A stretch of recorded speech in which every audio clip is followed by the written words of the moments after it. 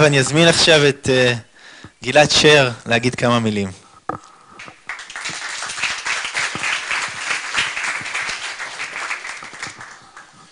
טוב, ערב טוב. אני מרגיש מאוד מכובד להיות כאן הערב באירוע הזה. לפני 8 שנים חבריי שושי ואיציק אורן הזמינו אותי למפגש, 8 שנים, נכון? למפגש של קבוצה קטנה של חברים שלהם, אנשי עסקים ומשפטנים ואנשים מכל מיני תחומים, הפרסום וכדומה, שנקרא מה בא אחרי ההצלחה. ואני אז הכרתי בפעם הראשונה פגשתי את פטריציו, ומאז אנחנו חברים. עם פטריציו אין הרבה בזבוזי זמן, זאת אומרת אין small talk ודברים מהסוג הזה, זה הכל ישר לעניין. אגב, זה לא הספר הראשון שיוצא בעברית, יש את אנשי האי, איזה ספרון קטן, נכון? אוקיי. עכשיו, ברשותכם, כיוון שאת הספר אינני מכיר כי איטלקית אני לא קורא, אני רוצה לדבר קצת על האיש ופחות על הספר. פטריציו פאולטי מייצג בעיניי את השילוב הנדיר שבין חזון לבין עשייה, שבין התכנון לבין הביצוע. אתה פוגש אותו יום אחד, הוא אומר לך, שמע, יש לי איזה רעיון, חשבתי על דבר כזה או אחר, מה דעתך, מה זה?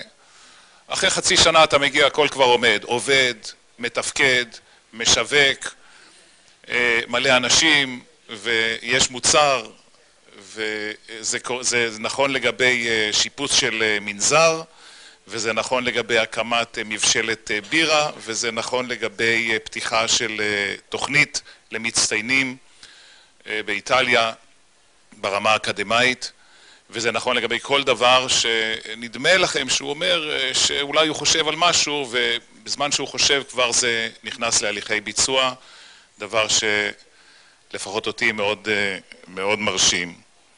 והכל בא מתוך סקרנות ומתוך אהבה לזולת ומתוך רצון להיטיב, כפי שרני הציג פה קודם, יש כאן רצון לחלוק את הידע ואת החשיבה ואת ההשכלה עם כמה שיותר אנשים ברחבי העולם, וזה דבר שהוא בעיניי ראוי להערכה, ראוי להערצה אפילו. כפי שאמר אלברט איינשטיין, מה שחשוב זה לא להפסיק לשאול, והוא לא מפסיק לשאול, בכל תחום. לא בשטחיות, אלא ישר לנקודה הכי חשובה באותו תחום, ואני מניח שגם טל וגם פרופסור אבלס מכירים את התכונה הזאת שלו. יש לו יכולת לדחוף אנשים בכמויות, במספרים עצומים, ולהניע אותם לפעולה. אינדיבידואלית ומשותפת. דבר שהוא, גם הוא לא טריוויאלי. והוא בעצם, אם הייתי צריך להגדיר במשפט אחד מה הוא עושה, הוא חוקר את המשמעות בכל תחום. מה המשמעות של חיינו כאן, מה המשמעות של מה שאנחנו עושים, וגם מסיק את המסקנות. הספר הזה הוא ממש קצה קרחון של הפעילות שלו. מי שיקרא את הספר אני מניח שיחשף גם לאחר מכן לדברים נוספים שנעשים כאן. גם העמותה כאן בארץ היא ממש בחיתוליה, אבל גם היא כבר עושה עשייה שיש על מה לדבר.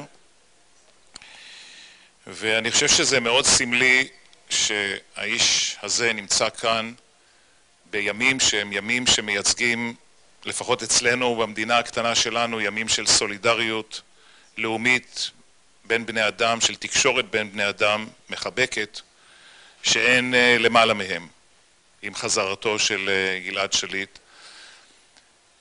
וזה ממש בעיניי, אני חשבתי על זה ככה לקראת הערב הזה, כמה שזה סמלי שדווקא בימים האלה הוא נמצא כאן. ואת כל מה שאמרתי הוא עושה בהרבה צניעות, ואני מאוד שמח גם ששושי ואיציק חבריי ראו לנכון להזמין אותי לאותו מפגש, שממנו נוצרה החברות הזאת, ואני מקווה שהיא תימשך ושאנשים נוספים ורבים ייהנו מהיכולות של האיש הזה. תודה רבה.